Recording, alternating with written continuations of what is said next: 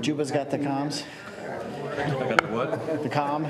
Is that what they say in the Navy? Is that a Navy thing? Got the comm? You got the ship? Is it off by like a minute? It's not even a minute, 30 seconds? I got 6:59. It's off by a minute. Yours is wrong. 6:59. I got 6:59. You know, they could use a guy like you at the legislature at about midnight on the first Monday or something.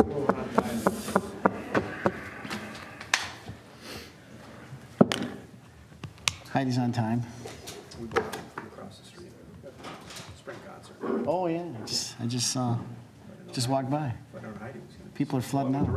What'd you do, sprint? I did actually. I made you get a ride and you still beat me.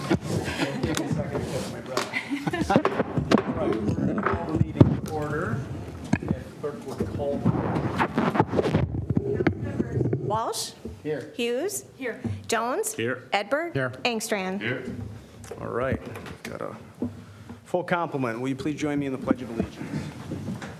I pledge Allegiance to the flag of the United States of America and to the republic for which it stands, one nation under God, indivisible, with liberty and justice for all.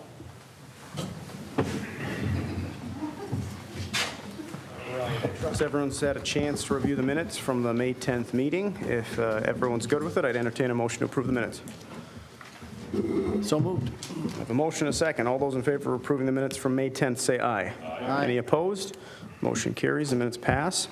Moving on to item 3, adoption of the agenda. Any additions or amendments to the agenda that anyone has? Seeing none, I'd entertain a motion to adopt the agenda. So move. Second. I have a motion and a second. All those in favor say aye. Aye. Any opposed? We have an agenda. Moving on to item 4, the consent agenda. I'd entertain a motion to approve the consent agenda. Move to approve. Second. I have a motion and a second. All those in favor of approving the consent agenda say aye. Aye. Any opposed? Consent. Really wanted to remove item D from the agenda just to hear you say that word in that sentence. Out loud. Yeah. Yos, Well, Bill, you missed your yos, opportunity, so I don't have to pronounce it. So we'll plug right on. And with that, we'll move on to item 5A. We're joined by Ramsey County Attorney John Choi. And if you wouldn't mind joining us, and I'll turn the floor over to you. I understand you have a presentation for us, and then I think after we might have a couple of questions for you. But with that, please jump right in. Thank you, Mr. Mayor and members of the council. Thank you so much for the invitation to be here with you today to talk a little bit about some public safety trends and crime in our county. I don't know if we have a clicker, or is someone going to click for me? Oh, thank you very much. So you're just going to click? I'll just tell you when the next slide is. So, in this community across Ramsey County, we are experiencing things that we haven't experienced for quite some time. And the level of fear and sense of safety is diminishing. And the first thing I want to do is acknowledge that and recognize that this conversation that we're going to have tonight, I want to take you through some of the information and the data that I have. So what I see is that I'm not on the front lines. My office isn't necessarily on the front lines in actually responding to situations in which incidents are occurring. But when we do, right, then a case is presented to us, and then what we do is we can respond. And so one of the things that I want to first talk a little bit about is that, and if we could just click to the next slide, is I want to talk a little bit about referral data and charging data. So this is like, again, I can't do anything about the incidents that are happening in our community until and such time we have a full investigation. And one of the things that we've been talking a lot about is the carjackings that are happening in our community, right? One of the things that people don't talk about is the fact that we only have a 30% clearance rate for those types of incidents. So an incident occurs, but we don't actually catch the suspects. We don't know who the suspects are, right? In Minneapolis, it's a lot worse. It's about 10%. And so there's a lot of things that are happening in our community right now, one of which is that, and I think this is an important conversation for all of you to have, and I want the chief to hear this as well, is that we have to make certain that we have enough police officers to do the investigation so that when these cases are presented to our office, that we can actually do something about, right? So the next slide, I think, is going to show just historically, and this just goes back to 2017 about kind of on the adult cases that we have. But this is the top line, the red line references the cases that we get submitted to our office. This is all broken down on a monthly basis, right? And then the blue line references the charges. And this is just generally every case, all the way from homicide all the way down to, for the adult cases, it would be just the felonies, right? And so the pink period is where the pandemic period starts, that which would be about March of 2020. And for the most part, the numbers of cases coming into our office have actually just increased a tad bit, but the numbers of cases that we're charging remain about generally the same. And I'll talk a little bit, if we go on the next slide. And then interestingly here, and this is the one that I find the most fascinating because this is where some of our challenges are. This is with regard to referral data and charging data with respect to youth crimes, right? So under the age of 18, I have jurisdiction over all of those crimes. And again, the pink area is the pandemic period, but we've had a dramatic drop of referrals, cases coming into our office starting in about March of 2020. And I think there's a lot of reasons for that, one of which is I think we've struggled in many ways with just having enough police officers. If we think about this time period, we've had civil unrest, all of those things, and so I think a lot of these cases have just dramatically dropped. Now, if we specifically hone in on some of the specific crimes, if we can go to the next slide. So we talked a little bit about carjacking. So we didn't count carjackings before. We now do. It wasn't a thing prior to the pandemic. But the way that it would come into our office, it would be on a probable cause of motor vehicle theft and some form of an aggravated robbery, right? It'd be those double things. But as you can see, specifically when it gets to more serious, more violent crime, the top line is the adult cases, the bottom line are the youth cases, right? And as you can see, there's a very tight gap between referral and charging because we prioritize those types of offenses. If we go to the next slide real quickly, again, aggravated robbery. We see some weird things that are happening during the pandemic on the youth cases, but we're trying to respond as best we can. And then on the adult side, you can see that the line is very, very tight in terms of the difference between referral and charging data. If we go to the next slide. And this is just some data about, and again, this is, I want to make sure you understand, this is not crime data. This is just data that I get in terms of what comes into our office. But again, the red line represents what is referred to us for potential prosecution. And by the way, if we don't prosecute a case, it's not because there might be a policy involved, but it's not because we don't want to. It's because there's not enough evidence to prove that case beyond a reasonable doubt. And I know that none of you would want us to be prosecuting people if we didn't have sufficient evidence. So if we just go to the next frame. Now, there has been some discussion about, are there certain policies that are in place, right, that would prohibit the county attorneys from charging particular cases, one of which is at the onset of the pandemic, I have a 5th-degree drug possession policy, and it's something that I've always felt from the moment I became county attorney, that those drug possession cases are the lowest priority for me on the adult side.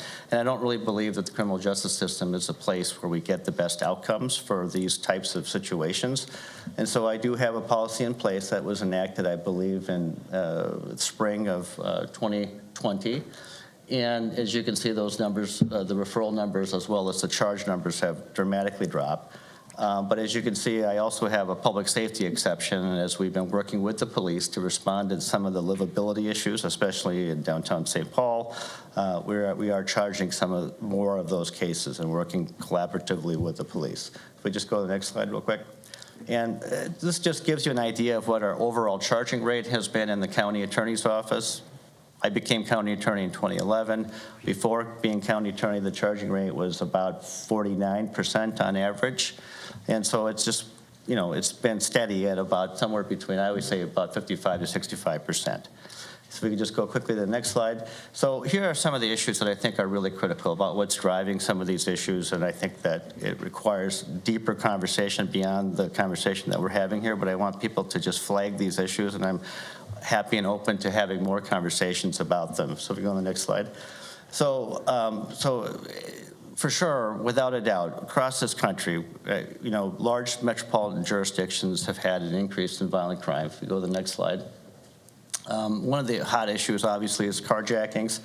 And as you can see, we've been doing a lot of work trying to work collaboratively with the Sheriff's Office. We've got a CAT team in place, working with the prosecutor, working with specifically the Sheriff's Office, which is working throughout the county around some of the responses.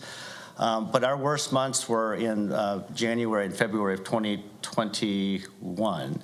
And that's when we started really having some really serious conversations. I think what happens is that in the moments of stress, it's really easy, and it would be really easy for me to blame somebody else.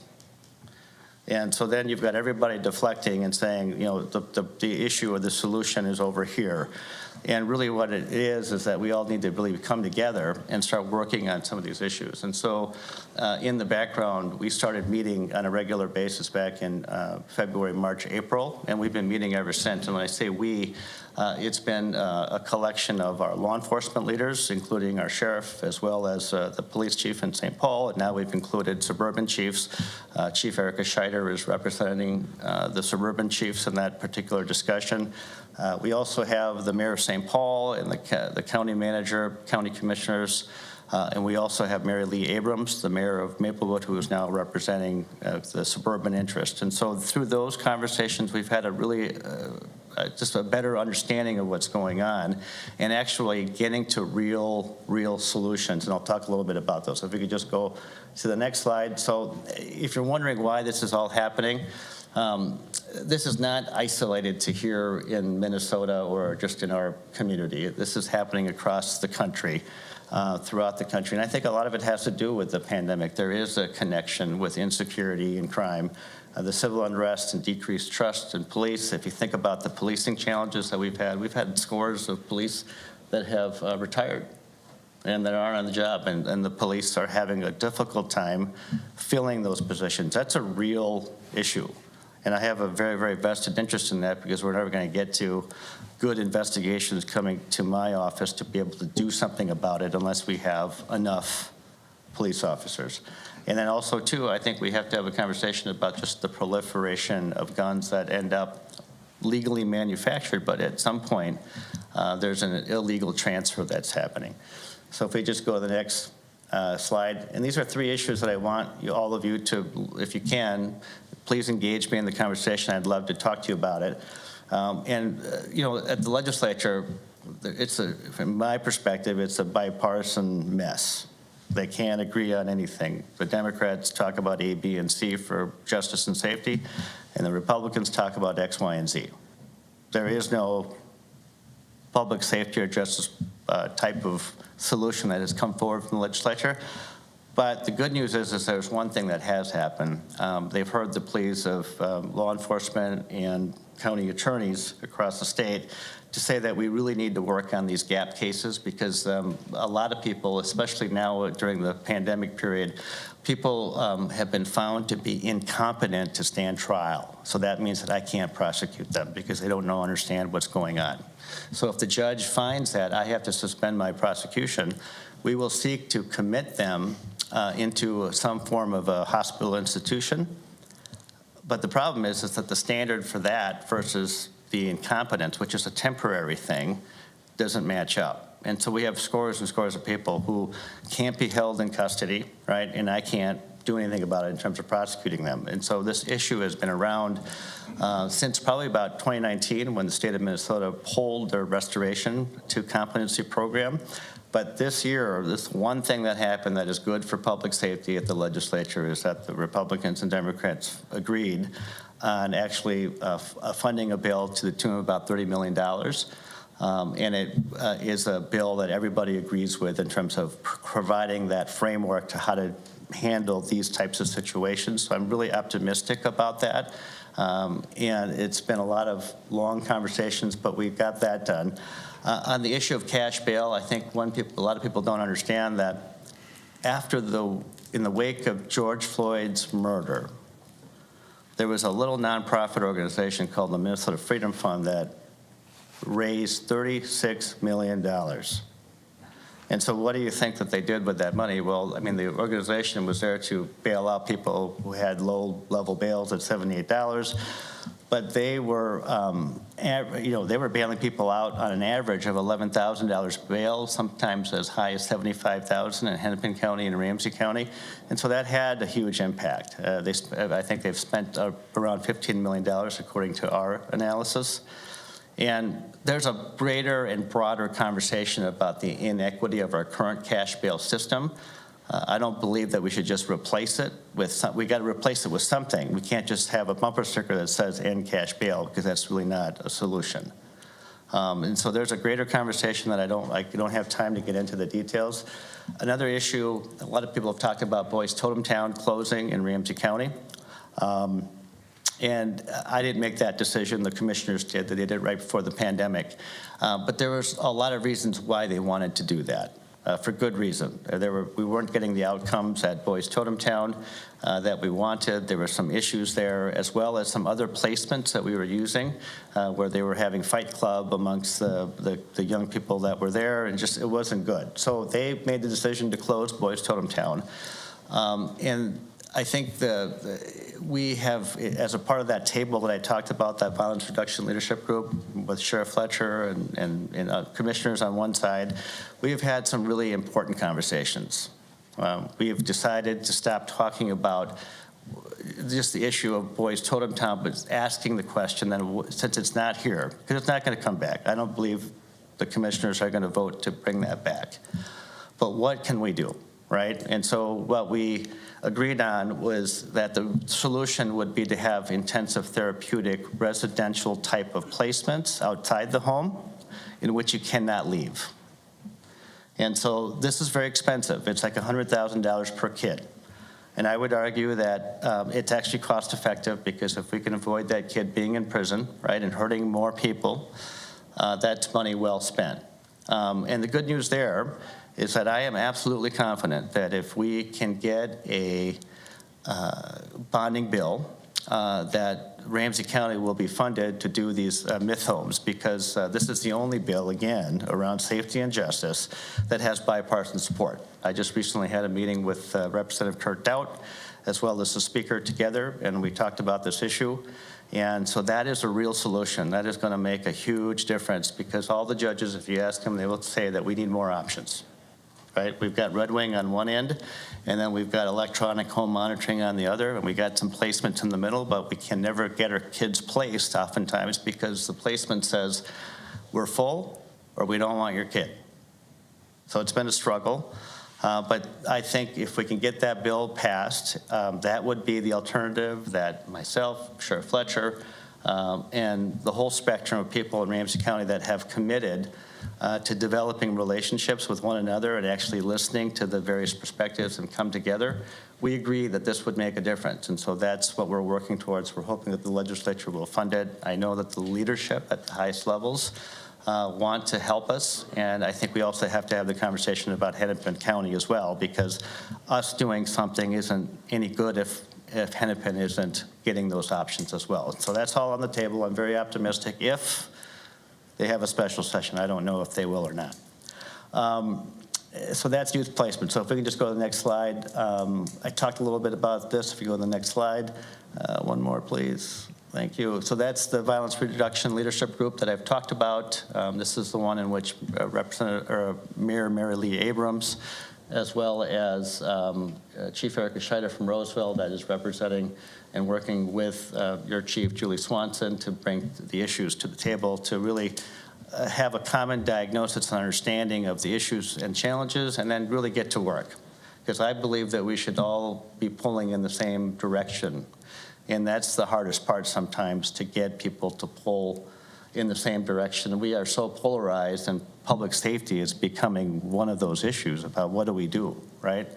But we've spent really the past year really trying to figure that out. Like, how can we work together for the people to keep them safe, try not to blame each other, and really get to some real solutions. The carjacking and auto theft team that is out of the sheriff's office, that is working regionally actually, is a product of those conversations. We decided together that we would apply for some grants. We got them, and since September of this past year, we've been working on the carjacking auto theft team. And I think the next slide, we're getting towards the end. There's the CAT team that I just talked about.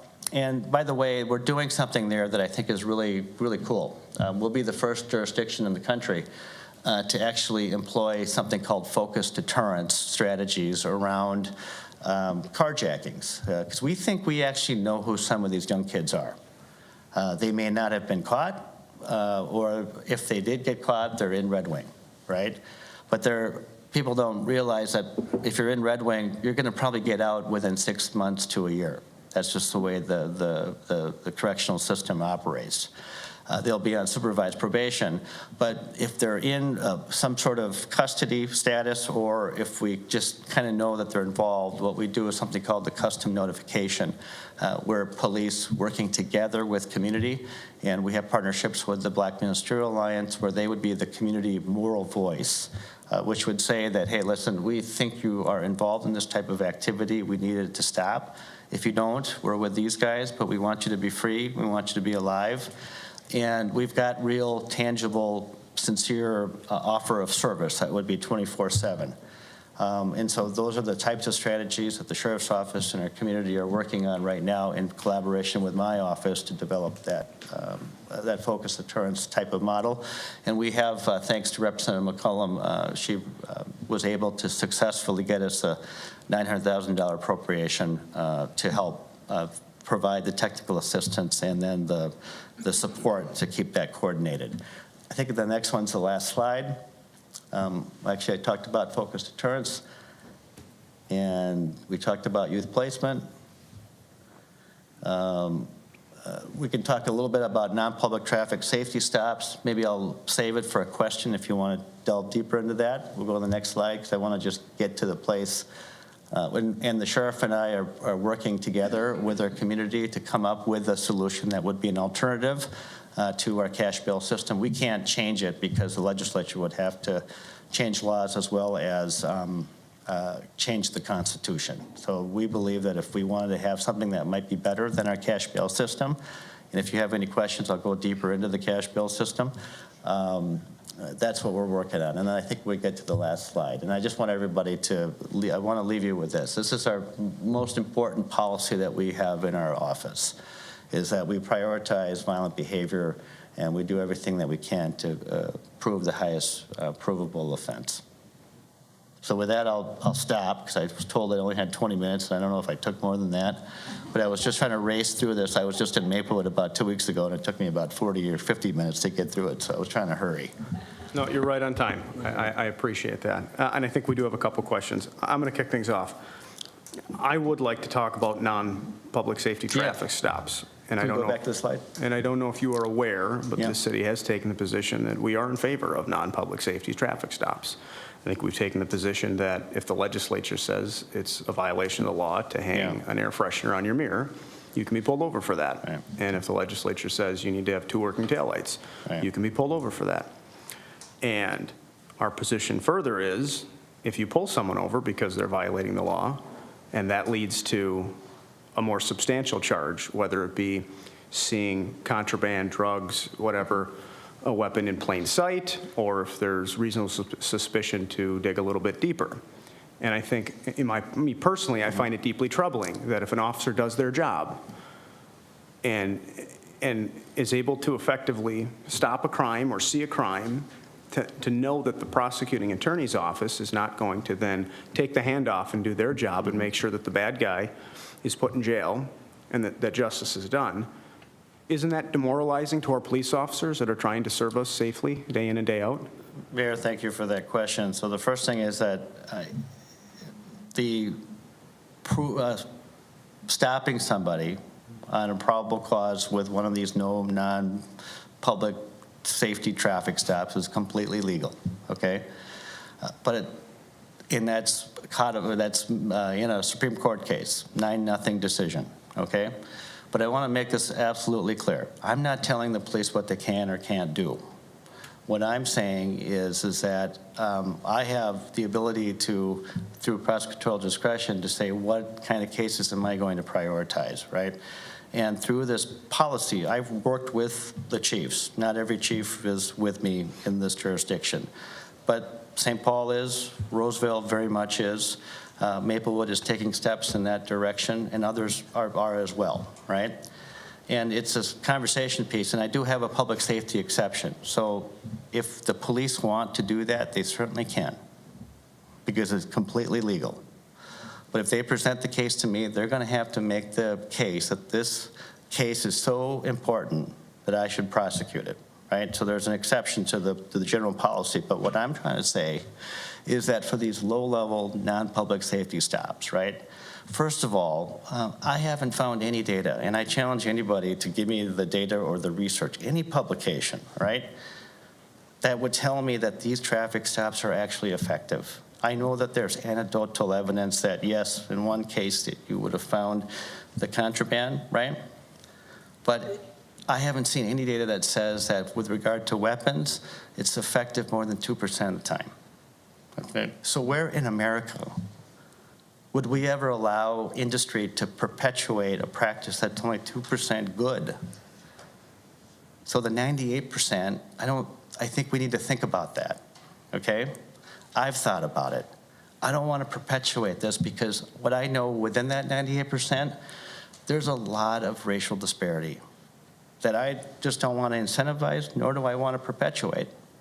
So for me, what I'm saying is that, listen, I'm going to make it a little bit harder for you to get that case charged. You can do whatever you want. But I think that the criminal justice system has to be worthy of its name to everybody in this community. And driving while black is a real thing. It really is. The data tells us so, and the stories of people tell us so. In my community where I live in Highland Park in St. Paul, Minnesota, but in that city, right, black motorists are subject to being pulled over 4 times more than others. They're also subject to consent searches more than anybody else. But yet, they find less contraband on black motorists. So this is an important conversation. This is not about being black or white in terms of like what's wrong or right. I think it's nuanced, it's gray. And it deserves, I think, conversation and understanding and thinking about it from the perspective of those who've been really the most impacted by this type of policing. I used to be a prosecutor that believed that it was all good. I'll be the first to tell you that. I was a city attorney in St. Paul. I said, yeah, absolutely. We actually did trainings to help police ask the right questions to say, can I search your vehicle? But if you think about that, would anybody here say no to an officer if they asked if they could search their vehicle?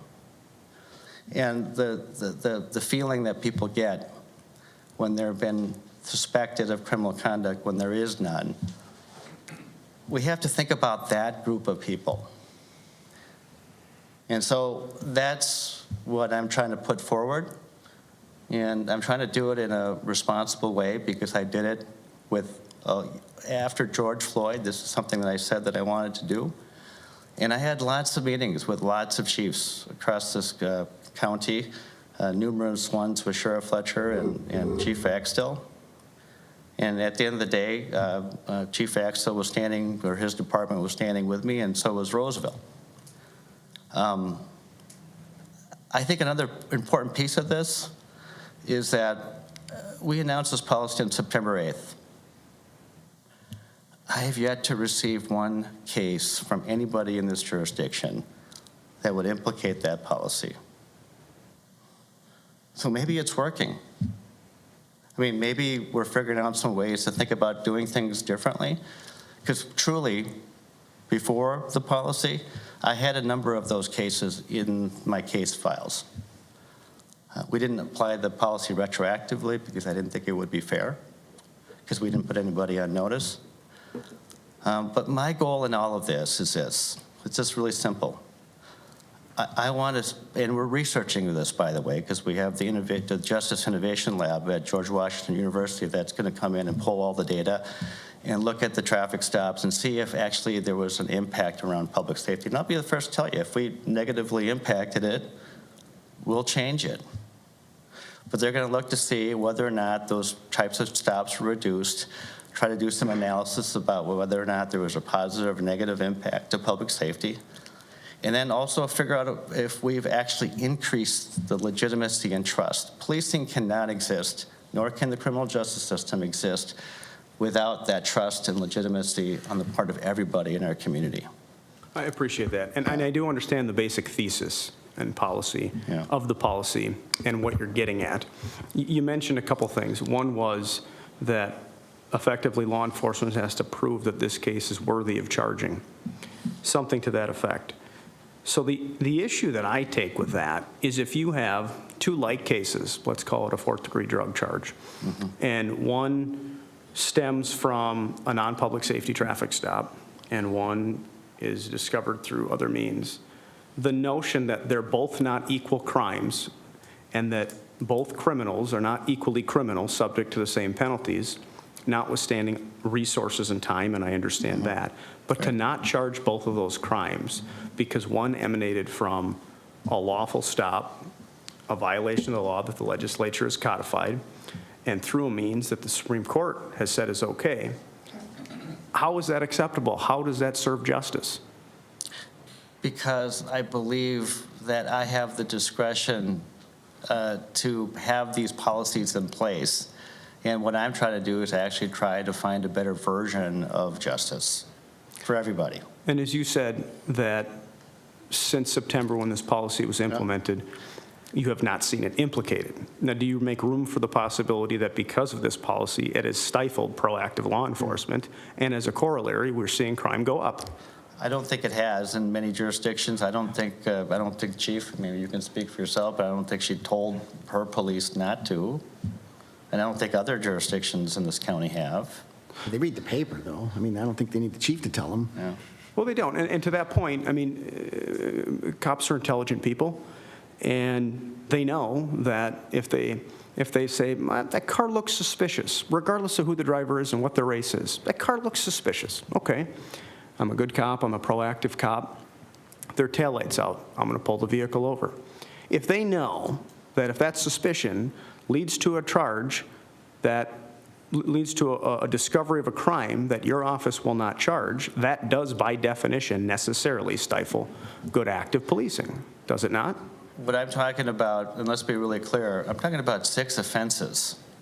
So if your only probable cause to pull somebody over is because something is dangling from their windshield, or if they have an expired tab, and the rest of the policy is there, I think that that type of probable cause is not the type of probable cause that we should be looking for. But it is no doubt a violation of the law. I mean, you don't dispute that they can pull someone over, as you said. Yeah, they can, absolutely. If others on the council have questions specific to this, I'm going to ask that you hold them, because I want to march through a couple of things, and in the interest of time. I don't want to dwell too deep, but just a legal question, if I could, Mr. Mayor. Sure. And this isn't really so much about the policy, but how you get there, because you said you have prosecutorial discretion, but prosecutorial discretion to me means this one I'm going to charge, this one I'm not going to charge. But when you apply it to a whole class of crimes like you've done, that's not discretion. That's a blanket, I'm not going to do it. So you've lost your discretion. How do you sort of sort that legally out? Because I would think the legislature would say, no, you're not being discreet on this one I'm going to charge, this one I'm going to charge. The whole class is the same. Well, Councilmember, it's not a whole class. There is a public safety exception. So that's how you sort of get through it, is Right. with your public safety exception. Yeah, absolutely. I'd like to talk a little bit about sensible sentencing and restorative justice. Yeah.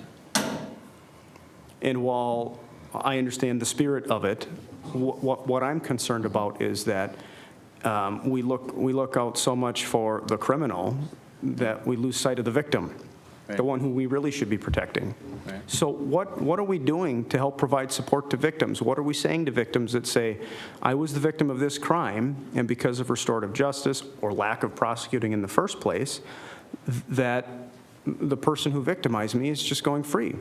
What are we doing for those Well, I think victims? that's a really blanket generalization, Mr. Mayor, about that someone would go free or that there wouldn't be something for the victim. So if you could clarify, like, in what context would you be talking about? Well, in the Like name of restorative justice, you correct me if I'm wrong, it pivots less towards jail time and more towards allowing someone to have a second chance, if you will, but either way, to be back on the street. We'll Right. just call it that, right? Right.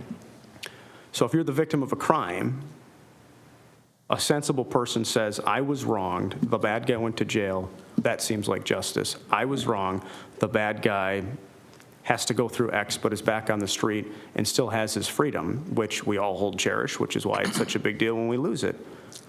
That's the context that I'm talking about. Right. So thank you, Mr. Mayor, for that question, that clarification. So I think you said the bad guy goes to away or prison. So let's talk about those cases. Sure.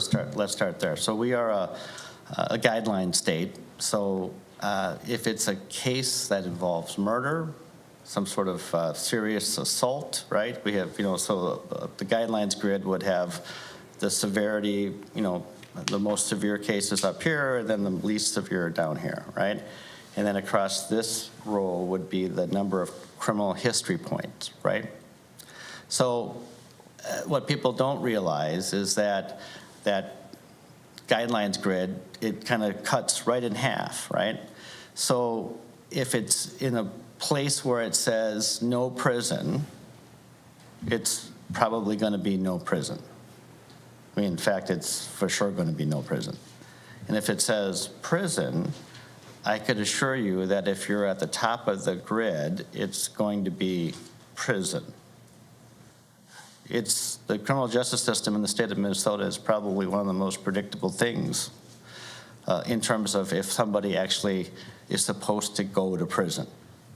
So when we might negotiate something, the conversation always starts with the grid, right? Right.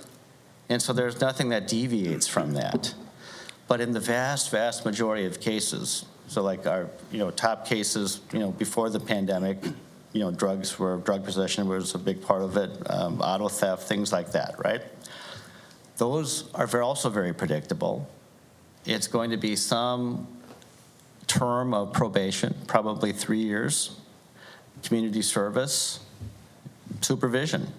That's the way that, whether you're here in Ramsey County or whether you're in St. Louis County or whatever county, that's the way those cases will play out, unless you have some specific reason to downward depart to mitigate, Right. or an upward departure. Right, so you acknowledge that there, in any case, there are mitigating factors and aggravating Right. factors. Right. And there is broad discretion, and Right. courts often look to the prosecution. Right. If it were so rigid and so cut and dry, we wouldn't have a need for sentencing hearings where there's some back and forth. It would just be guilty or not, Right. and then we just point to the grid. So there is a large swath within there, and in the name of restorative justice, we can start recommending downward, which is more leniency. If it's a prison case, Mr. Mayor, we don't recommend downward unless there's like some reason that might get the plea deal done. I think one of the people should also understand that the sentencing hearing in many instances, it's predetermined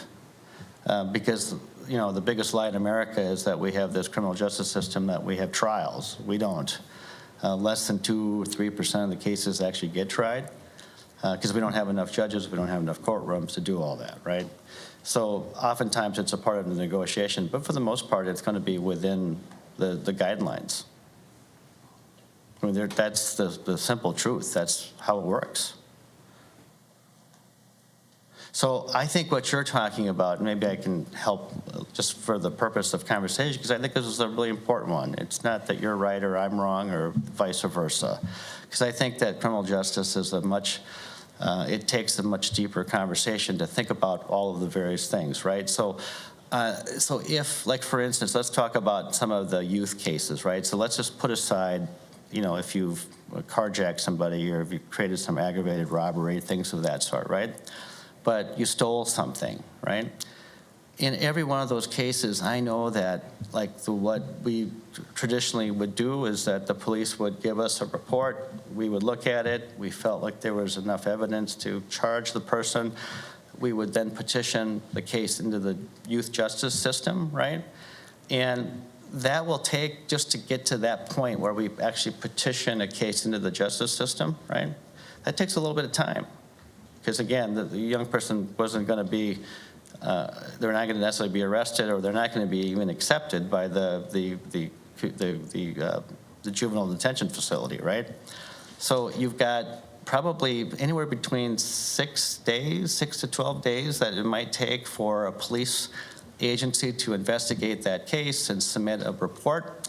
And then it would take us about the same time to actually make a decision about whether the case should be diverted, whether the case should be petitioned, right? And if we do petition it, then another 30 or 40 days will go by, and then we have the first hearing. And oftentimes, young people, they probably don't even know what's exactly even happening. And then we'll have another hearing, and then I can assure you that all of the times it's going to result in, if we petition the case, it's going to result in either an adjudication, which means a guilty, plea, right? Or a stay of adjudication, meaning that, we're not going to put this on your record if you just remain law-abiding for a year. But if you don't, then that stay of adjudication becomes an actual conviction, right? And there will be some term of probation. That will be a very light probation. And if there was harm done to somebody, they will order some restitution, community service, right? And we do that over and over and over again. So tell me, is that really getting to the outcome that we all want? I think the outcome that we would want is to try to figure out a way to make the victim whole, right, if he or she was harmed. And we want the behavior to stop. And we probably want to do anything that we can to support anybody that loves his child, right? Parent, single parent oftentimes, right? I'm not so certain that the traditional system, the way that we have always done things, actually works. So I think it is really important to think about all of that and actually start thinking about the outcomes and not necessarily doubling down on the way that we have done things in the past, but think about, could there be some response that maybe may involve the court, that could involve community, or whatever it might be? Could we do something that actually would get a better outcome? And it would be around the things that I just identified. How do we make the victim whole, do right by that, right? How do we get the behavior to stop? How can we map out maybe who are the, because positive and caring adults is the most important thing for kids. And so how do we map that out and get that provided for that young person to get them on the right track? Or I guess we try to figure that out by having this adversarial process where I'm going to petition for a certain adjudication or a conviction, knowing, again, on the nonviolent types of cases, that it's going to result in what I just said. I think the definition of insanity is to do things over and over again, but to expect different results. And I think it's really high time today that we think about, and actually we're skeptical about the criminal justice system and ask ourselves, how do we get what it is that we really want, right? And so those are some of the things that I'm doing, and a part of some of those strategies, of one of which, again, in that case where it results in a stay of adjudication or an adjudication to over here, maybe up here we could figure out a way to do some restorative justice programming. Maybe there's a way to bring multiple disciplines into a situation before something becomes worse, right? And so how do you do that? Well, it's complicated, but it comes through bringing people to the table, asking people to really think about all of this, right? And charting a path forward that might be better. If you talk to many members of our community, they will tell you that the justice system hasn't served them, that there isn't justice.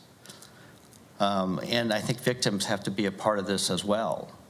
I agree, they do. Yeah. And I thank you for that So the last question I have for you, which dovetails into what you just said, I have talked to a lot of people in the community, both private citizens, business owners, and the constant complaint, the constant threat, the constant point of frustration that's come up, both with people, but maybe more important, law enforcement officers, is there seems to be repeat offenders over and over and over again. Right. And people wondering, why aren't they in jail? Right. And I'll give you one example. It usually comes up in the context of theft. Yeah.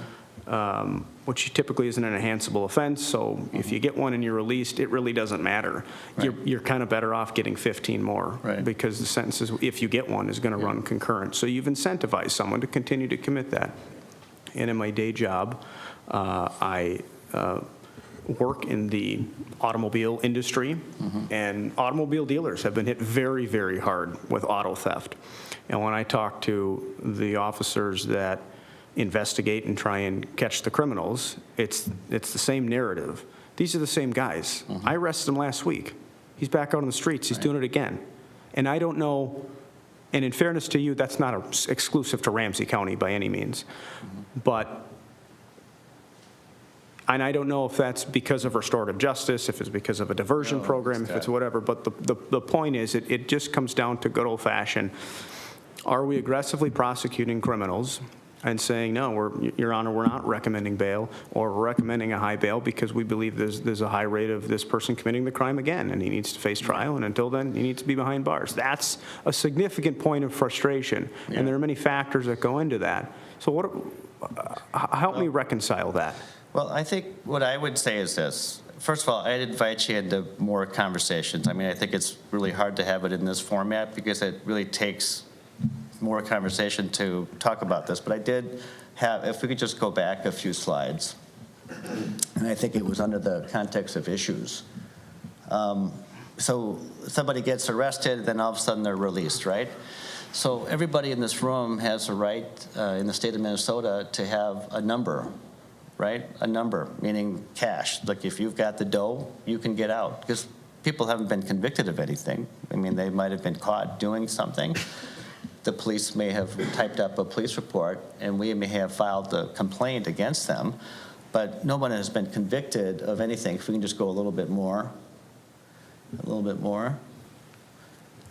And so because, yeah. Oh, thank you. Maybe just one more. Well, maybe go back to that slide. Thank you. Yeah, right, we could just linger on that one. So these are some of the issues that I think really do affect pretrial detention, meaning that these are people that have not been convicted of anything, right? And typically the conversation or the decision that the judge has to make is whether or not someone should remain in custody pending the outcome of their case, right? The outcome of their case is going to take a long time. It's going to take like maybe, I mean, I suppose it could resolve if they plead guilty, right, as charged at their first appearance, but that doesn't happen.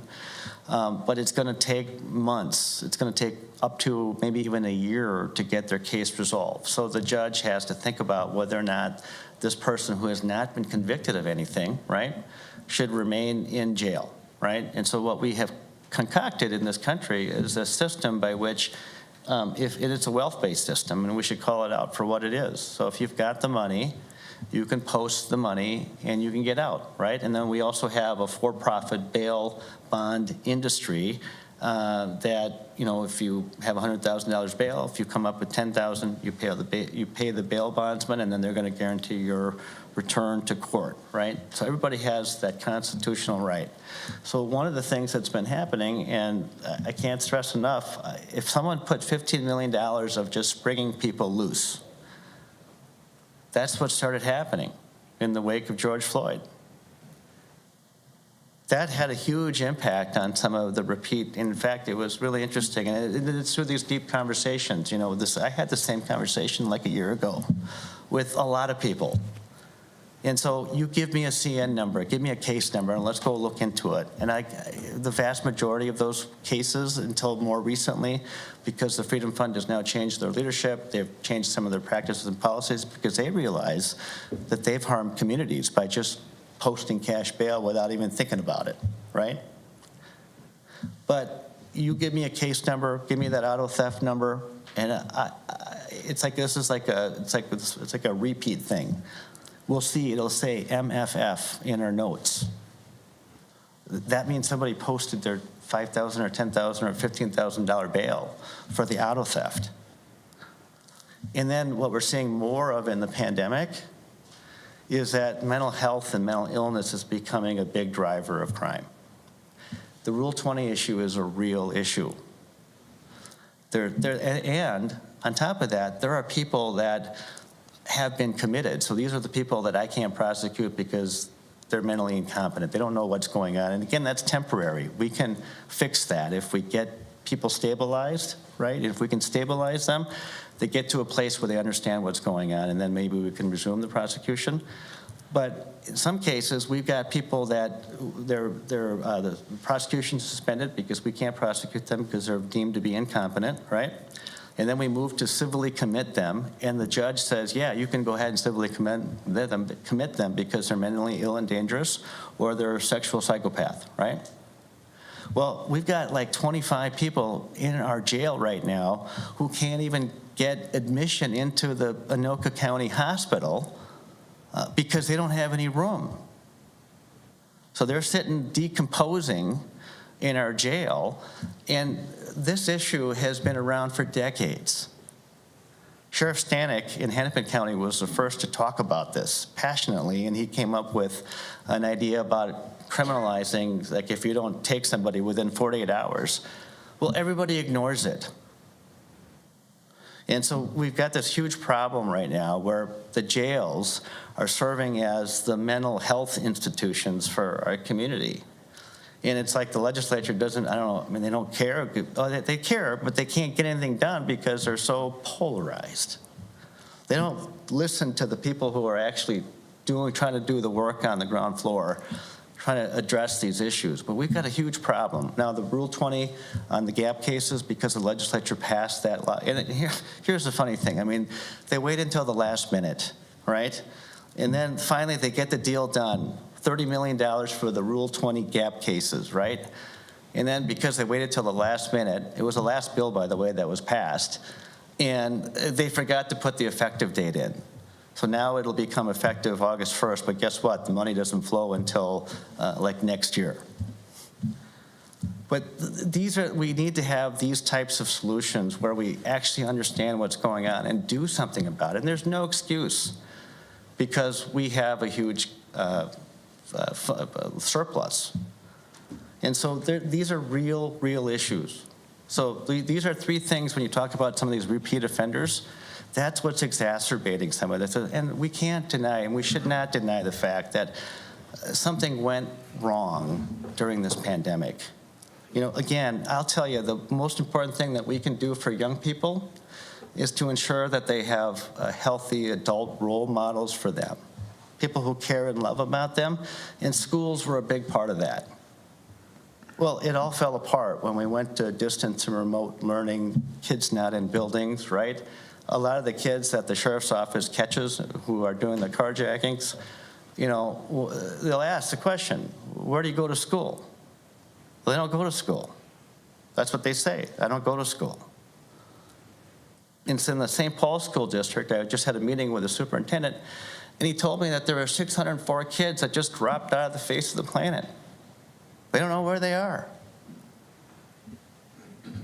So these are the things that we really need to start paying attention to and working on and doing it collaboratively together, whether we're Republicans or we're Democrats or we're state officials or local officials.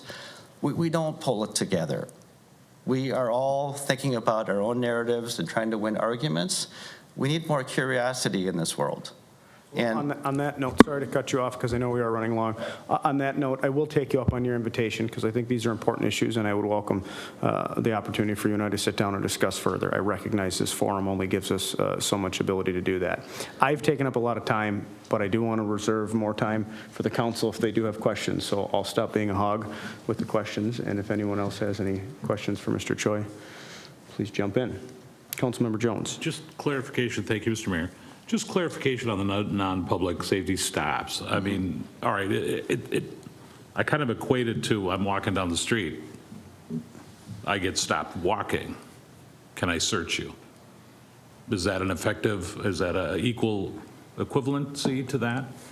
Yeah, well, there's some equivalency to maybe the stop and frisk practices that were happening, like in Times Right. Square in New York. People talk about that, but now there's been somewhat of a reckoning on that issue. And so that would feel wrong. So if I felt that I got pulled over for a taillight, and then the officer sees something in my car but cannot identify it as let's just say it, you're going to say that public threat, I'm assuming, is a weapon that is visible. That's a public safety thing to you as the prosecuting attorney. You're seeing a brick of drugs that is probably intent to distribute, not for personal use. That's a public safety threat to you. Those are the exceptions. Right, and those very much could be implicated in the things that you're talking about, but it would also depend on context, you know. But yeah, that's one of the reasons why we have a public safety exception in there, so that we can think about that and apply it where it's necessary. The way that I have, and again, we haven't been tested yet, right? But the way that I would explain it to my staff is, if you believe that the public would expect us to charge that case, that we should. So my clarification is because we hear the comments, we all do, is that, well, I don't need to pay my tabs, or my tabs can be late. I can have a broken taillight, I can hang whatever I want from my mirror. No, those still can be pulled over, really, no matter what jurisdiction. Yeah. It's really Part B that you're talking about, as far as visibly seeing, and this is where I think the police officer's job is very difficult. It is very If I was to difficult. apply this to a Right. driver that I thought might be impaired, and I smelled something, that would be reason to Right. take that to another level. So, So, Councilmember Jones, I want to say this, is that, you know, I really want a better version of policing, and I believe passionately that police are part of all of the solutions that we have. This whole narrative about either or is wrong. We have to have the police. We need to have them be a part of the solution, but we just need a better version of it from everybody, right? And we also need to think about this truth, is that we have just piled things on the police without even thinking about it. With the advent of the 911 system, we're a complaint-based system, right? And we just said, police, you go do it. Cat in the tree or whatever, you go respond to it, right? And we have to be asking ourselves, who is the best person to be responding to these? I mean, who said that the police have to be involved in enforcing license tabs? Yeah, everybody has to pay license tabs. But why does it have to be the police? I think the best people to enforce the license tabs, it's the Department of Public Safety and Motor Vehicle Services. They know exactly who has not paid. But we told the police that this is what you're supposed to do. And then on top of that, people like me a long time ago said, yeah, maybe you can use that too to have the probable cause to make that stop and take a look-see. I've come to a place where I believe that that type of policing, first of all, isn't effective, and it actually has a really negative consequence to how people think about the trust and legitimacy of how they're being policed. And so I think we need to listen to those voices and perspectives, because we do have this pattern in this country where we have these moments where we have unrest, and somehow those voices are never influential in actually making the change that they want to see. follow-up question, Mr. Mayor, regarding, so the other aspect, I'm paraphrasing what you said, and it's really, yes, nobody can disagree that it all starts with an influential role model.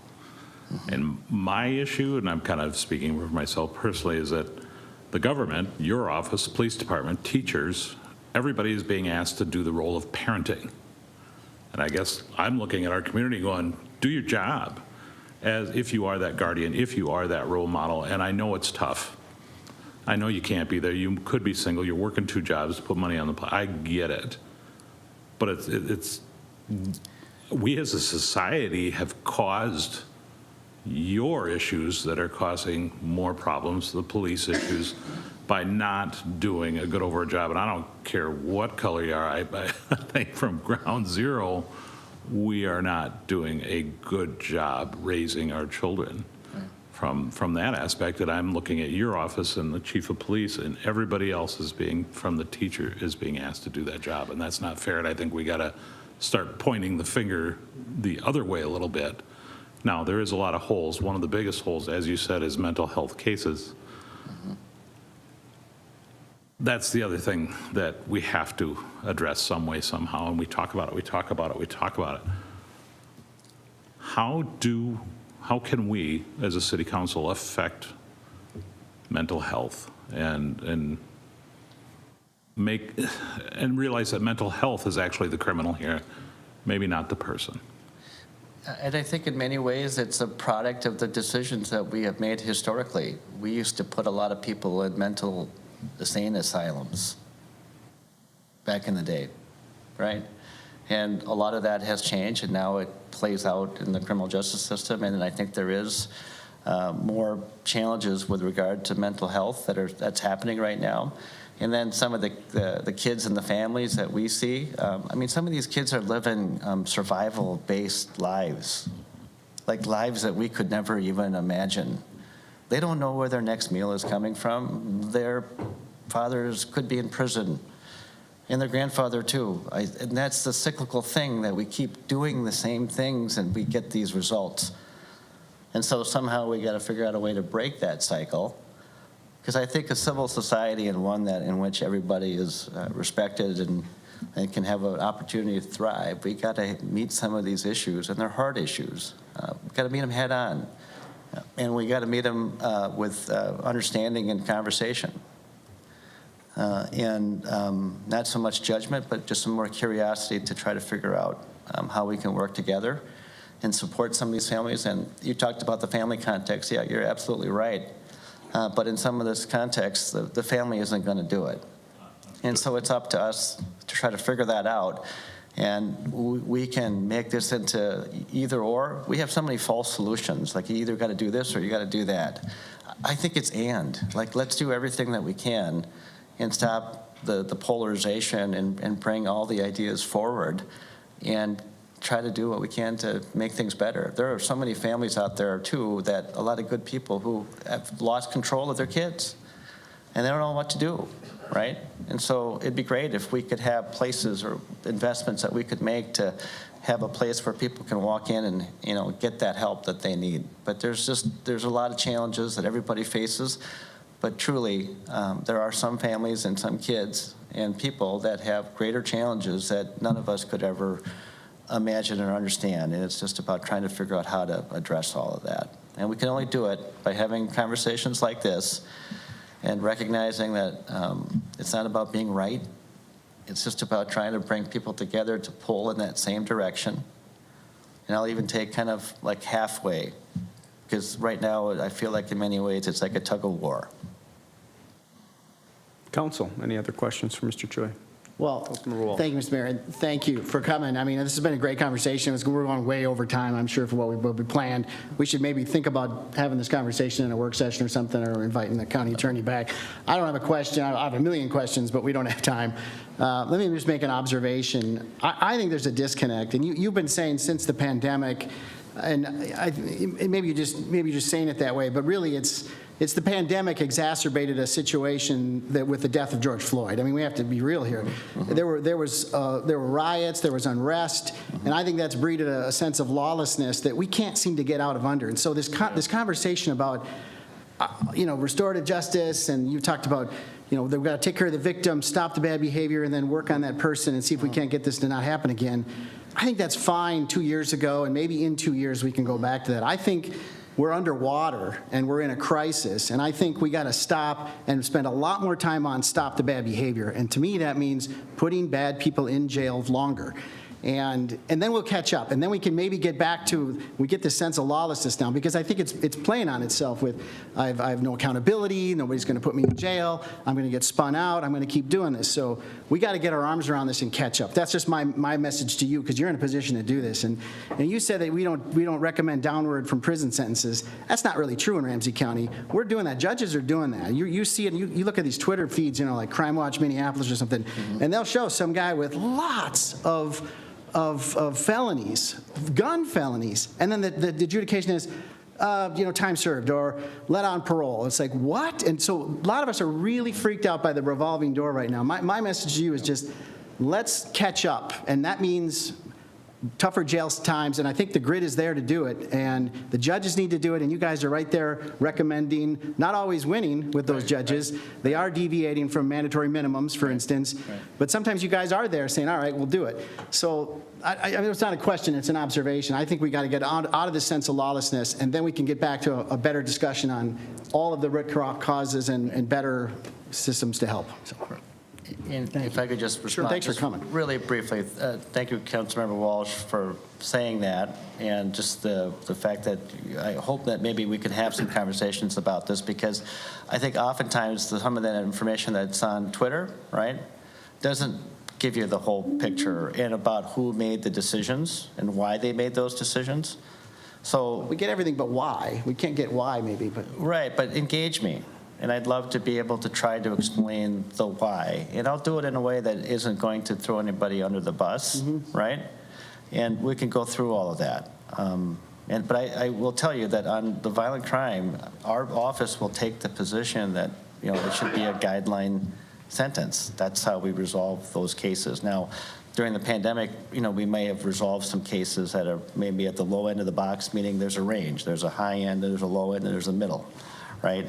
To get some of these cases to resolve, we might have been doing more on the low end of the box, right? But there's nothing beyond that. I mean, a downward departure, we're not going to agree with that unless there is, it's so obvious that we should be doing that. So, but I invite you into more conversation, Mr. Mayor. I would love the opportunity to have more conversation with you. I think that you could speak with your colleague, Mayor Abrams. But I think in many ways she was channeling a lot of the frustrations that we all have. I have them too, right? And through the conversations, I think she's been able to better understand certain things, and she's actually been influential in some of the conversations that we've been having, one of which was on the youth placement issue. We had a really critical conversation where all of the law enforcement leaders that are a part of this group were there, as well as the mayor of St. Paul and other folks, and we had to come to an understanding where, basically someone asked the question, well, what is it that what's the solution here then? Because we were all arguing. Council, any final We found a place questions? to support. Well, then I just want to say again, too, thank you for being here. These are important issues. I enjoyed this discussion. I will take you up. I'd love to meet with you in the future and continue the conversation. I agree. It's not about who's right and who's wrong. I think we're both trying to keep streets safe or kids safe.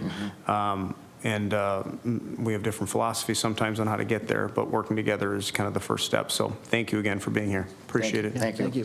Thank you. All right, moving on to item 5B, Climate Smart Municipalities German Delegation Visit Recap. Ms. Schimmick. Hello, Mayor, members of council. Just get my spot here.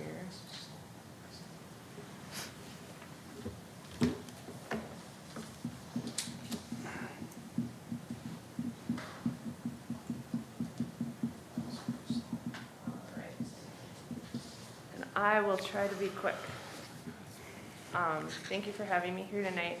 Just here to give an update on our visit from our Climate Smart Municipality partners earlier this month. They were visiting Minnesota the first week in May, and we had the opportunity to host them specifically in White Bear Lake from May 3rd to May 5th.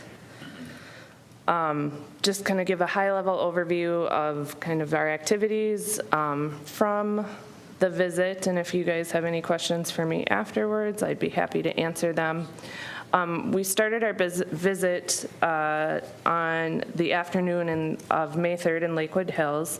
We invited a group of city officials and officials from the school district and the German delegates to Lakewood Hills Park for a ceremonial tree planting hosted by the mayor in honor of kind of reciprocating a ceremonial event that happened while we were in Germany, where they planted a tree in our honor in Ludenscheid.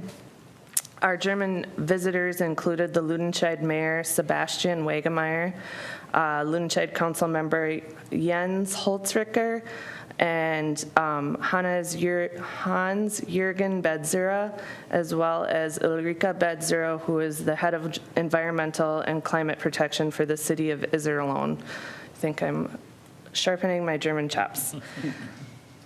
And while we're on this slide, I just want to take the opportunity to thank Andy Witecki for all his hard work in organizing this and making it happen. He does great work on a moment's notice, and it was a beautiful tree with significance of longevity, so he did a good job. Mayor Sebastian Wegemeyer was formerly a principal before he was elected mayor to Ludenscheid, and so he's very interested in education and the potential for collaborative partnerships between students in Ludenscheid and students in White Bear Lake. And so we reached out to the school district and asked if they would be willing to host us as part of the event, and they did a wonderful job. Our morning started with a breakfast at the district center, and they were able to extending an opportunity to German language students to visit and have breakfast with the delegation, so they got to practice their German with real live German speakers. We also had the opportunity to hear from the district's building staff and their nutrition services staff about programs and initiatives they're taking at the school district to be more energy efficient and environmentally friendly through a number of different ways. We also had the opportunity to take a hard hat tour through the North Campus expansion, and for as big as it looks on the outside, it looks twice as big on the inside. It was a really wonderful opportunity, and the mayor of Ludenscheid was excited to learn about the innovative ways that they've designed the building and the innovative learning spaces that they have. We then had the opportunity to tour the early childhood learning facility at Tamarack Nature Center and learn more about how the school works in partnership with the Tamarack Nature Center to provide a hands-on, nature-based, nearly entirely outdoors learning experience for early childhood learners. We also had the opportunity to visit Century College and learn more about their solar and renewable energy program. It's a program that's in high demand.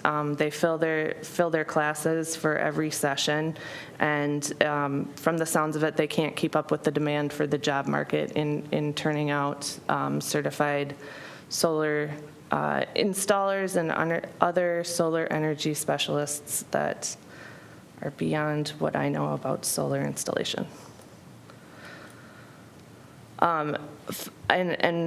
Finally, we engaged with a number of community members, and I would like to take the opportunity to thank Mayor Louismet and Councilmember Jones for taking time out of their day to meet with the delegates and have conversations. We had a panel about electric vehicles and the challenges and opportunities as more people shift to electric vehicles and what it looks like to build out the infrastructure. We also had the opportunity to take a kind of a lake walk tour from Boatworks Commons over to Goose Lake to talk about how we handle water management in Minnesota and what that looks like, as well as talking about the innovative stormwater features at Boatworks Commons. And then finally, we were able to invite a couple of the automated vehicle partners and myself to speak about the autonomous vehicle shuttle project that will be coming. And interestingly enough, Ulrika was able to let us know and talk about a pilot project that they actually have for an automated shuttle in Iserlohn. I had to spell it out phonetically for myself. And then finally, I just want to take an opportunity to thank, and I have the list here, everybody who helped out with this visit. As you can see in the top left-hand corner, they got the true experience of hospitality in White Bear Lake, and they are now officially knighted by King Boreas of the Winter Carnival. They thought that was a very unique and interesting experience. But thank you to the White Bear Lake Area Schools, Century College, Vlamo, Ramsey County, White Bear Mitsubishi, Great Plains Institute, Excel Energy, the White Bear Area Historical Society, and the members of council, mayor, and my colleagues in City Hall for making this very full 2.5 days happen. I think they all slept well after they got back to Germany. And with that, I will answer any questions anyone may have. Council, any questions? Councilmember Edberg. Thank you, Mr. Mayor. So thank you very much for the summary. Very accurate and wonderful. I guess, Mr. Mayor, working with the city manager, I'd be interested in following up on some past action that this council has taken with regard to our sustainable energy approaches and strategies. We took some action back prior to the new year and prior to Ms. Crawford. I haven't heard anything about where that's at, and I think we have opportunities coming up for additional, what's our strategy? What are the goals that we want to seek? And what makes sense? And so I'd like to just plant a flag for a future conversation to explore that as a tangible way of following up on the exchanges and work that we've done previously. Duly noted. The fact that I saw Rick scribbling feverishly, I think there'll be some follow-up on that. Thank you. Any other questions for Ms. Shimmick? Thank you. Mr. Mayor, if I could. Sure. I just wanted to say Tracy thanked a lot of people, but I'd like to thank Tracy in particular. We know how much work this was for you. Did a great job. It was a great week. It was very well planned. Everything went well. Everything was well received, well prepared, and you're the reason that happened. And so first and foremost, thanks to you, and then Sam and Connie as well. I know that they contributed quite a bit. Thank you. All right, moving on to item 6, public hearings. We have nothing scheduled. Item 7, unfinished business, nothing scheduled, which brings us to item 8A, resolution authorizing construction of a fence around the water treatment plant. Mr. Coffey. Thank you, Mr. Mayor, members of the council. So I'm going to run through just a little bit of history on the water treatment plant and the fence and some of the things that we've been doing around the facility. So what really triggered the need or the thought of putting a new fence in is in 2021, we were required by the Federal Safe Drinking Water Act. There's an amendment called the America's Water Infrastructure Act that required us to do a risk and resilience assessment. One of the outcomes of that was security. Our current fence is in somewhat disarray. Our gates don't really operate real well. They're manual. They're cumbersome for folks entering and exiting the facility.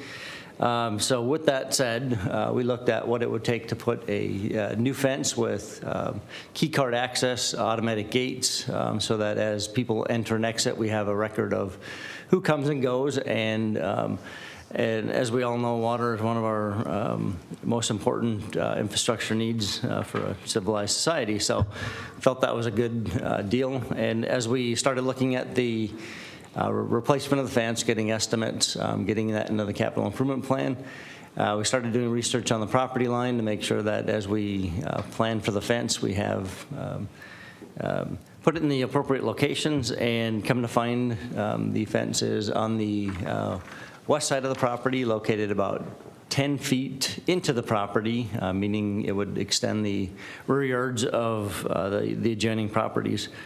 So that kind of we started digging into property files. We did find one property located at 3368 Ebba, right off of Orchard, that does have an agreement with the city that allowed them to temporarily put a fence on there as long as the city did not need it. Let me flip to a map here.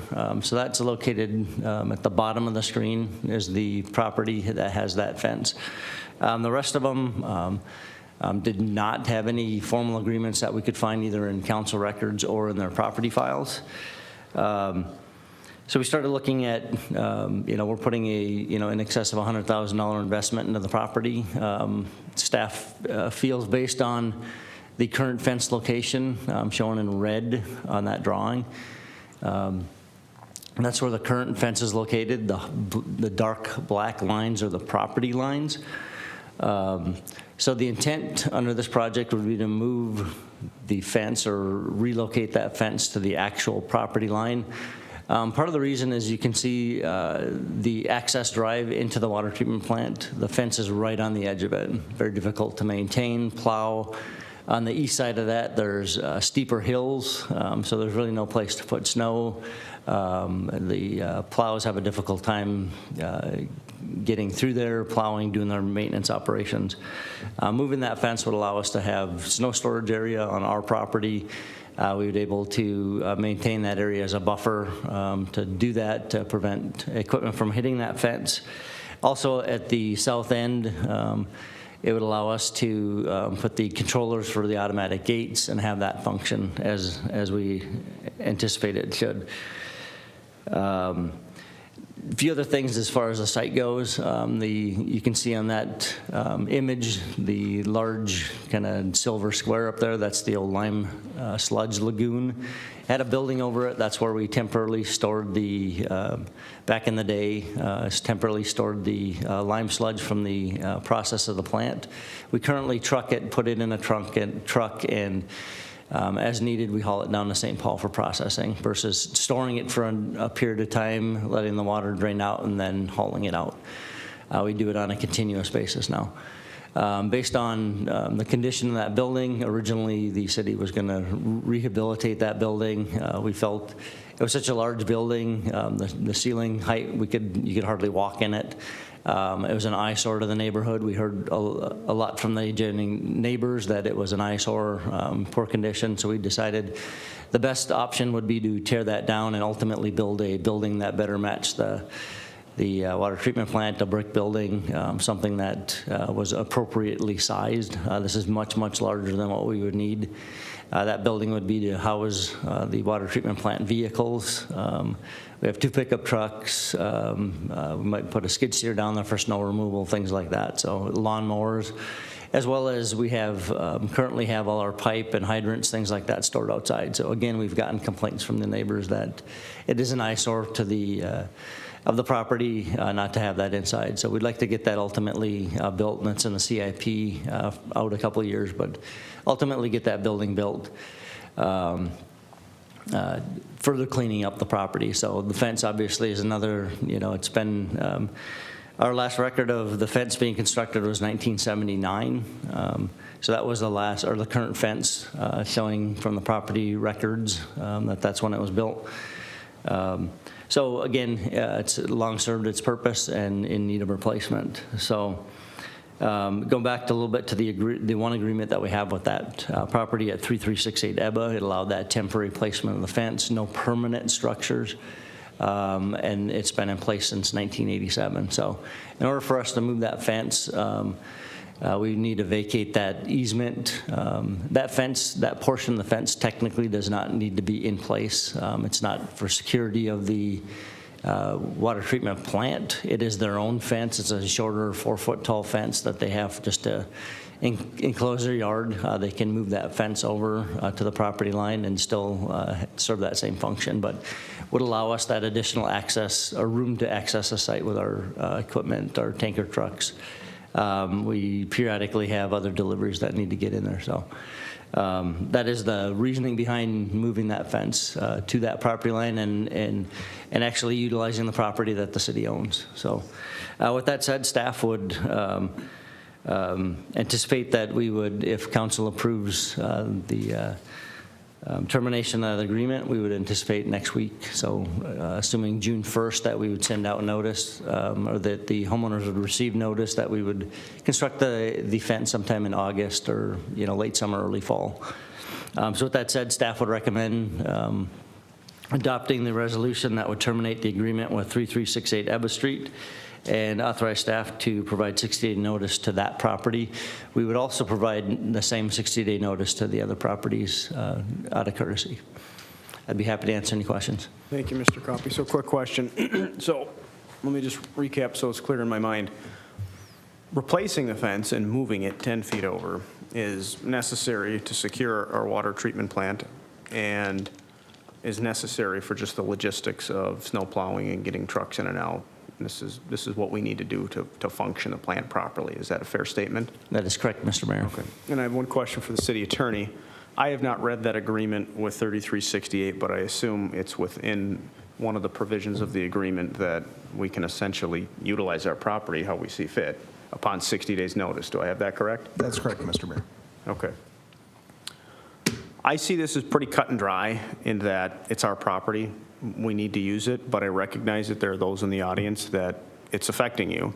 So this is not a public hearing, but if anyone wishes to speak, I think it might be helpful for the council to be informed. I will give anyone who wants to speak 2 minutes. I'm going to hold you to that because it's not a public forum, not a public hearing, but if anyone wants to speak, please state your name and address, and I'll give you 2 minutes.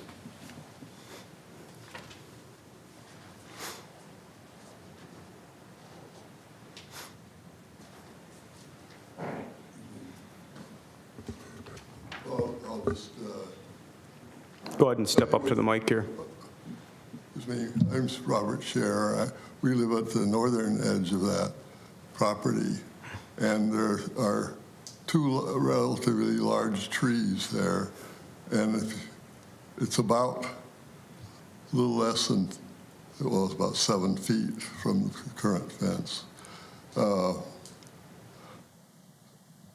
was wondering, are these trees so close to the fence, I mean, they're fairly large trees, that you would need to remove those trees?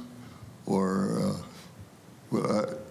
if you're going to move it 10 feet, the tree will be inside your property. It's my understanding that the trees and other vegetation would remain, but I'll defer to Mr. Copy on how we're going to handle that. Mr. Mayor, members of the council, as far as the trees go, there are a handful of trees along there, a few on the south side, and then a few that are larger, a few random smaller ones kind of in the middle area, and then a few larger ones to the north side. As long as it does not interfere with the construction of the fence, as long as they are not currently unhealthy, disease, dying, we would propose to leave them in place for now. If at any time in the future they became a hazard, got interfered with operations, we might remove them. We may actually even plant additional trees or shrubbery or whatnot to provide additional screening to the properties to cut down on noise and their view of activities within the site. So our anticipation is that of that 10 feet is to do some future plantings as once we get the fence up, we can kind of see what we have. Sure. That sounds very reasonable. Thank you. Thank you, sir. Would anyone else like to speak? Yeah, there was one more issue at that. I'm Steve Scher from 3416 Abbott Street. That's at the northern end. I have talked to the city manager, I guess a couple of the previous ones, and he was about the problem of junk being stored out there and how bad the building looked. And then, of course, COVID came and new plans happened. But I was told when the fence was going to be moved, ours is a full 6-foot privacy fence. I was told that the city would move it back to the property line and handle that. I haven't heard anything mentioned of that. I would also say, you know, technically we don't have the agreement in hand, but it's likely to assume that before we moved a redwood fence back to the line that we had the same agreement, and I understand it's your land, but we did so, and the city was saying that the 10 feet between the 2 lines left an area for kids to hang out and a bad area, so they encouraged us to move the fence back out to the fence line. I don't know why it was put out there in the first place, but those are my concerns. Okay. Mr. Copy? Mr. Mayor, members of the council, as far as where the fence currently resides, 10 feet off the line, we can't find anything within the records or files that indicate why that occurred. We don't have that history that far back that we can fall back on. As far as that fence, there's a number of homeowners that have fences that tie into our fence, side yard fences per se. There's also a couple residents that I spoke to that intend to install their own new side yard fences. As part of the project, we would propose that we would cut those fences off as that courtesy. As we move ours back 10 feet, we would move those or cut those side yard fences off 10 feet. And in respect to 3416 Ebba, which is the northern property, we would move that one back with ours as well. There is, we'll have to work with the property owner. In our initial visual inspection of it, there are some of the posts that are damaged and things like that, so we'll work with them as we move forward with the project. Sounds reasonable, thank you. Thank you, sir. Anyone else? Please. Pat Callahan, 3408 Ebba. Is there some documentation of the 10 feet that is owned by the city? Is there a survey report that can be available to the public? I think it can be made available. We have surveyed the property, correct? And we know where it's been staked out and where the line is? Mr. Mayor, members of the council, we did have our city surveyor out there. We did find property corners on the majority of the property corners. It's a perfectly straight line based on the plat. So in sighting through those, they lined up very well and can very accurately show that property line. Currently, we do have those staked with, if you see the wooden lath out there, we were out last week that we exposed the property corners that we could find, put lath in there, and extended those to the other property so that the homeowners could see where that line is at.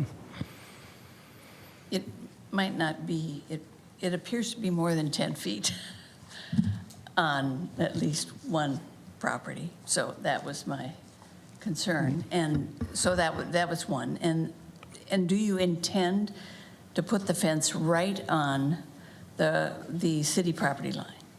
There's not going to be any space between, you're not leaving any space behind the fence. Mr. Crappie.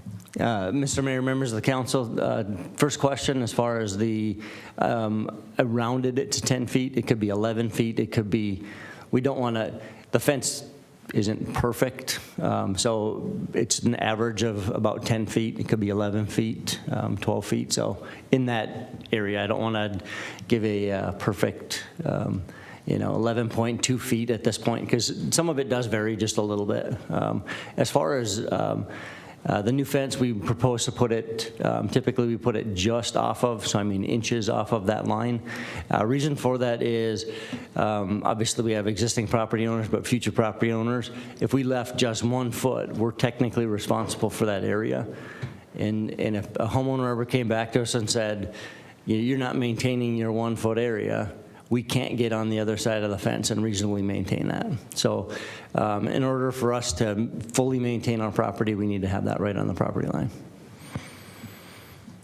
And then would it be the Public Works office where we could see the survey or the survey report for the property?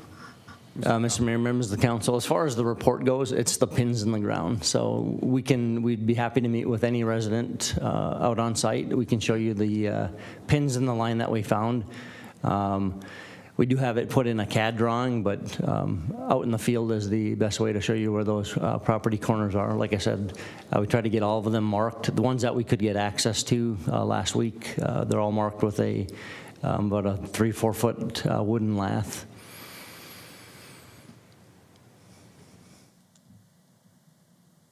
All right, thank you. Thank you, ma'am. Would anyone else like to speak? Seeing none, I'm going to bring it back to the council. Council, discussion. Oh, wait. Oh, I'm sorry. You would like to speak? I'd like to just say that. Please step up to the microphone and state your name and address, please. Thank you. I've been living on that street since the early 60s or late 60s. I've seen those trucks going in and out for 40, 50 years. I've seen them plowing that snow, and it's not a big issue as far as I can tell. They've been plowing that snow every year. It's never been an issue where they got to come in and change the fence. And in doing so, they're going to add about 12 more feet to their property, but we've been maintaining that property all along. It's a green space, and that's what they want to make, is a green space. Well, that's what it is now. And instead they're going to come in, throw up a 6-foot high fence, And security, well, water treatment plant, the gates are never closed. I hardly ever see them closed. We live near the gate. If they're going to put in an automatic gate, I hope it's a quiet gate, because that thing will be going in and out constantly, night and day. I mean, I'm almost to the point where I want to put the place up for sale. And thanks to this guy, with all his ideas. When you say this guy, Well, the city engineer, I'm sorry. his name is Paul Copy. You can Okay, address him as Paul Copy. Okay, sorry, I apologize. But I get upset with this whole operation. Sorry, take your time. Thank you. No, I appreciate it.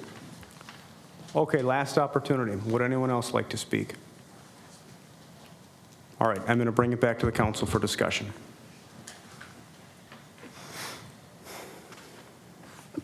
Or I would entertain a motion to approve.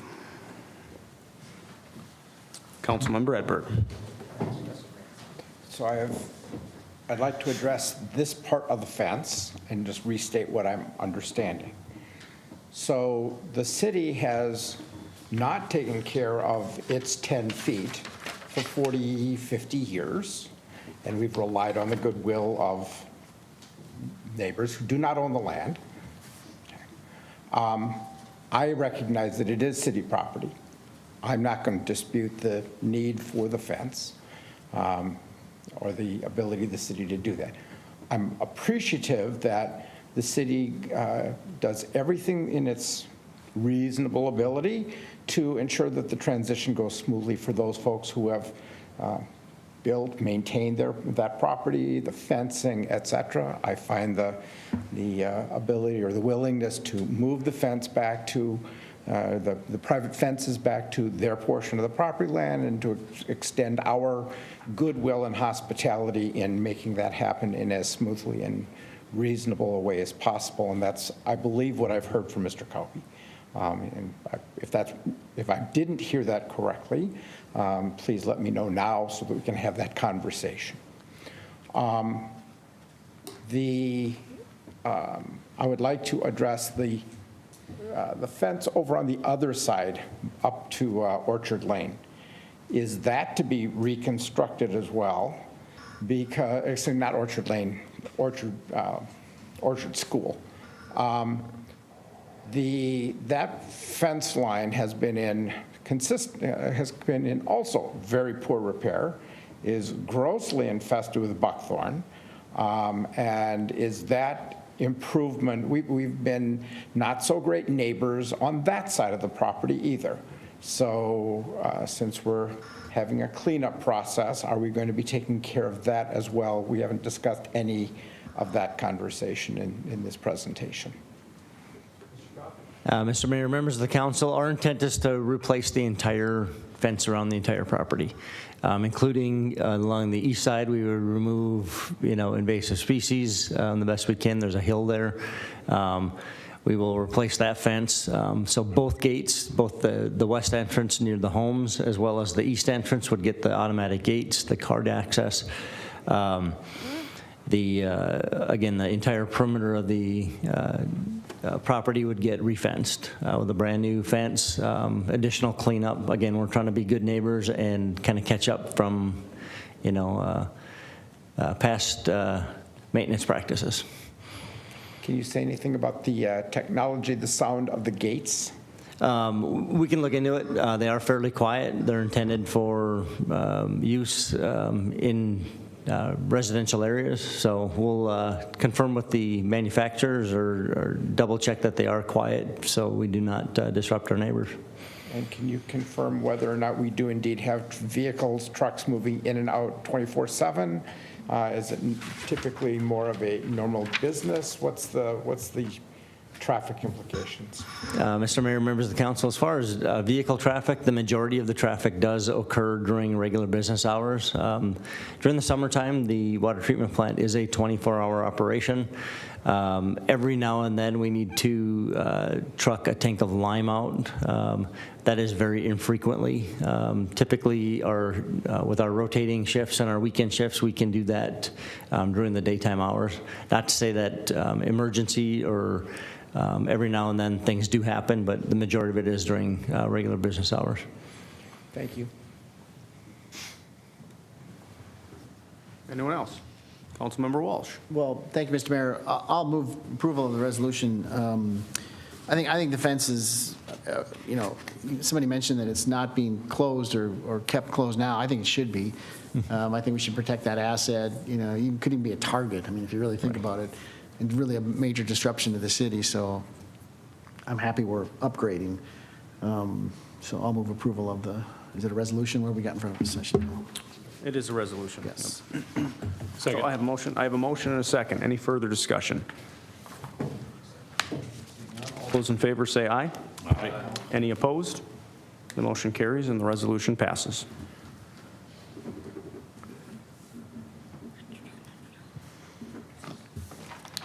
Moving on to item 9, discussion. We have nothing scheduled. Item 10A, quarterly sports center report. Mr. Juba. Thank you, Mr. Mayor, council members.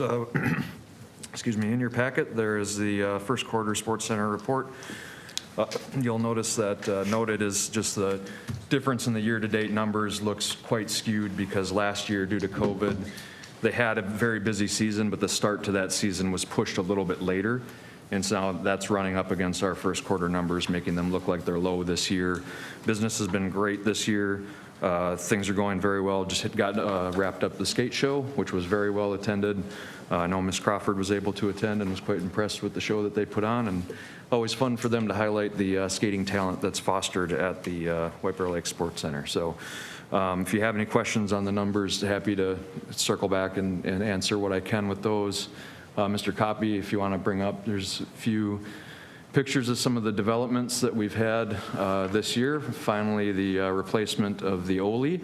And you'll notice, I think there's 2 pictures. If you want to go to one more, Paul, there's, you won't see a picture of Bruce on the Oli without his thumb up. He's very, very happy that the old Oli was quite a ways past its useful life, and they did a good job of getting every ounce of ice resurfacing out of that they could, and time to replace it came, and so are quite happy with the new machine. So that's been up and running. And then other big news there is, of course, we've partnered with the White Bear Lake Area Hockey Association to come in and revamp the racquetball courts, and they've made that into their training center. If you haven't been there, it's quite a sight to see, actually, if you're familiar with the racquetball courts, to go in and see what they've done with it. They've made a massive investment in that space, and it's going over very well, and keep going. So this is, that first picture was a weight space that they put in for training, and then this is a device called a rapid shot. So there's 2 shooting lanes there that when kids are in there, it will deploy pucks, and then they shoot them, and keeps track of speed, accuracy, and then also keeps track of their stats as they go along, and those get pushed up against kids really all over the world, I believe, with that same technology. So that's really neat if you have a chance to go in there and try it. And then, Paul, I think there's one more. And then this is skating treadmill. So really impressive equipment that they've brought in there. It's being very well utilized by the association. They're, a good note, they're providing that to the members of their association at no cost. So it's a really big asset for the hockey program as a whole. Very attractive. Kids don't have to travel all over any longer to get their training in that they do all year round. So that's been a great partnership. It's going very, very well. And again, I'd invite you down there to take a look at it. Try that out if they'll let you on it. And then also, there's always a standing invite for anybody that wants to go in and drive the Oli. So stop on in anytime. They'll make sure that you get out there. Are there any questions on the Sports Center? No. Councilmember Jones. Overall, plus minus, 2021. 2020, so I was just down talking with them today, thank you, Councilmember Jones, down talking with them today. If you look at it comparatively to 2019, would be our last closest year, and we're right on par with what's being rented, what's being used, what's being utilized down there would be up slightly. Cost versus loss, red or black? It would be red. Okay. Do we have a number on that? I don't have one right now. We would go back and look at 2021 as a whole, those odd numbers. That's- Yep. Yeah, 2021. But it typically does run in the red. Yep, thank you. Welcome. Any other questions? Thank you for the report. I have just one more item, Mr. Mayor. if I Sure. may. Did receive some bittersweet news last year that Kara Kustri, last week, that our. Long notice period. I wish we had that long. Kara Kustri is moving on to a different position with a different organization, and this will be her last city council meeting. So I'm sure all of you have thanks to give to Kara as well. Just some notes from me. She's worked with 3 city managers, including transitioning one out of office that was here for 30 years. And you can imagine being the city clerk and in charge of that data and that amount of information. That's no small task. So 3 city managers in your 6+ years here, plus 1 very challenging assistant city manager that I know is very thankful for all of your help with everything over those 6 years. Kara was an integral part of the team in 2016 for the election, which was the first election with in-person absentee voting that preceded the city's contracts with Ramsey County. So that's when we still ran our own elections. And I don't know that we would have made it through that election and all of that in-person voting without Kara. It was a big team, but she was a very, very big part of that. Managed our meetings during the pandemic, shifted our entire organization onto Zoom for quite some time and took that head on, and that went, for the most part, very seamless. Yeah, there was some notable challenges in there that were not Kara's problem, but we all witnessed some of those. Then just most of all, through all of this, you've kept us all on task, which is no easy feat. So Kara, thank you very much. Best of luck. You will be missed greatly. Thank you for that, and thank you, Mayor and Council. It's been my real honor and pleasure to serve the city of White Bear Lake and all of you and all past members, and great team. Just can't say enough. It's leaving family, and it's been tearful. So thank you. Madam Clerk, I'll just echo that and say I'm sorry to see you go, and I only got to work with you for about 4 months, but your reputation preceded you when I came into office, and I certainly observed that. So, these things happen. It sounds like you've got a great opportunity in front of you, and while we don't want to see you go, we also don't want to hold you back, so we wish you the very best in your next endeavor. Thank you For everything. Thanks. Thank you. You going to do a bear some other time? Yeah, I don't know. I don't think it's completely over. I'm sure there's some kind of going away party or something in the works, but yeah. The bear is a retirement gift, so I'm not retiring. So Okay. she aced herself out of her own bear.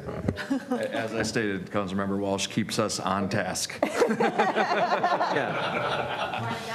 Probably in charge of ordering the bears. He has to order someone, you know? Is it for? Yeah, exactly. All right. Speaking of staying on task, it's 8:45 and we have another meeting after this. So I will entertain a motion to adjourn. So moved. All those in favor say aye. Aye. We are adjourned. If you guys just want to take 2 minutes.